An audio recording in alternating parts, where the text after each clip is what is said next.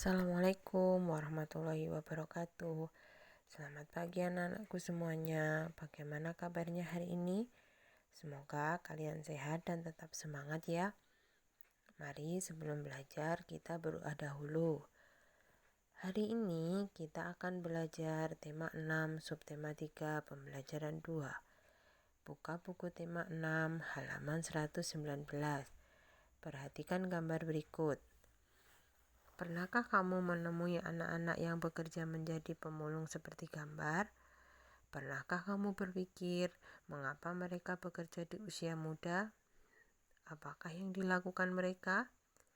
Apakah peran mereka di masyarakat? Tahukah kamu bahwa beberapa anak pemulung tetap bersekolah? Mereka memiliki cita-cita seperti kalian. Bahkan ada beberapa pemulung yang telah mencapai cita-cita dengan gemilang.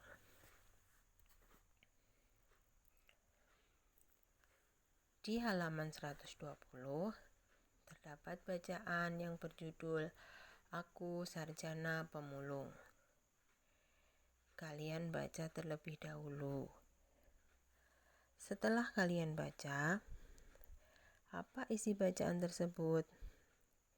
Ya, berdasarkan bacaan tersebut, kita dapat mengetahui bahwa cita-cita Wahyudin adalah tetap sekolah meski hidup serba kekurangan.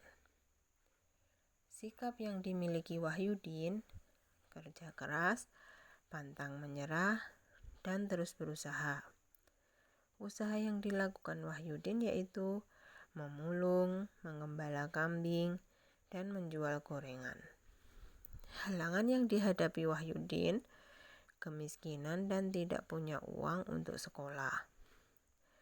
Prestasi yang telah diraih Wahyudin karena usaha dan kerja kerasnya adalah dapat menyelesaikan pendidikan di SMA dan mendapatkan beasiswa untuk melanjutkan kuliah di ITB, Institut Teknologi Bandung.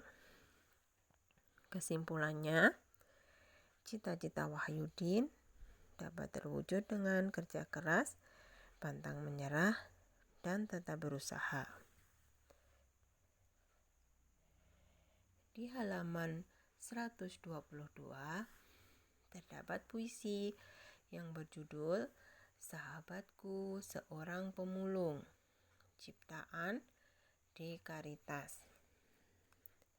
Kita menentukan jeda untuk menentukan waktu berhenti lama dan berhenti sejenak dalam membaca puisi. Sekarang, coba kalian baca puisi tersebut. Kita lanjutkan ya. Banyak usaha telah dilakukan untuk memanfaatkan barang bekas atau tidak terpakai di lingkungan sekitar. Salah satunya dengan mendaur ulang barang-barang bekas pakai yang berasal dari rumah untuk membuat karya seni rupa. Tahukah kamu tentang kolase? Ya, kolase adalah teknik untuk membuat karya seni rupa 2 dimensi dengan cara memotong dan menempel.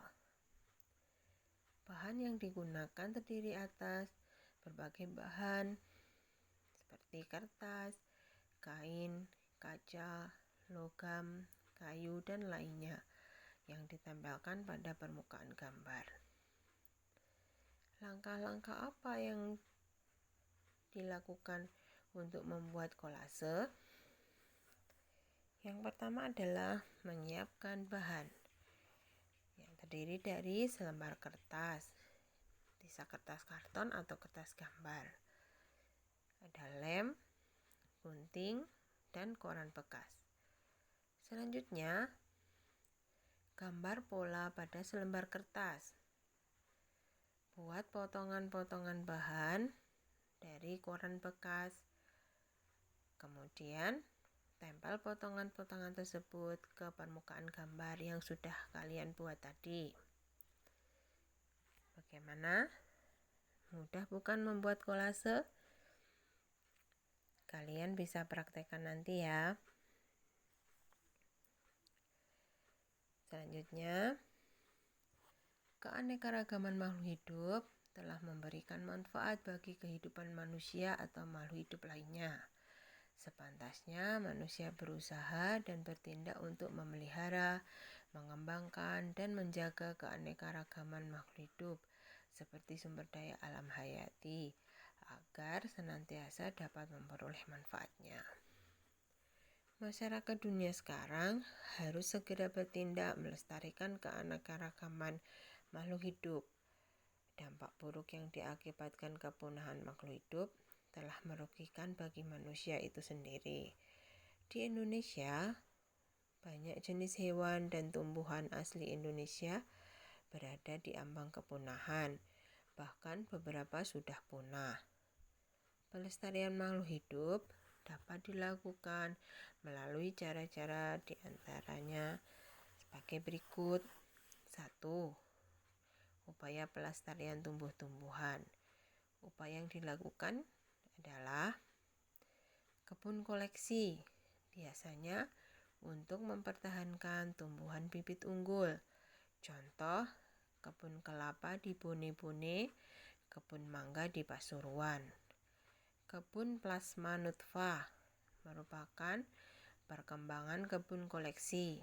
Contoh, kebun plasma nutfah di Cibinong Lipi dengan buah-buahan inti, talas, dan suwek. Kebun botani didirikan pada tahun 1817 di Bogor, terkenal dengan nama Kebun Raya Bogor. 2. Upaya pelestarian hewan. Upaya dilakukan dengan cara sebagai berikut. Menangkar hewan langka dengan cara mengisolasi hewan tersebut. Mengambil telur-telur hewan untuk dibantu menetaskannya. Memindahkan hewan langka ke tempat yang lebih cocok. Membuat undang-undang perburuan. Dan menindak tegas para pelanggar dengan memberikan sanksi hukum sesuai hukum yang berlaku. Sekian penjelasan materi hari ini. Sampai bertemu kembali pada pertemuan berikutnya. Semangat belajar di rumah ya. Tetap jaga kebersihan dan kesehatan. Terima kasih. Wassalamualaikum warahmatullahi wabarakatuh.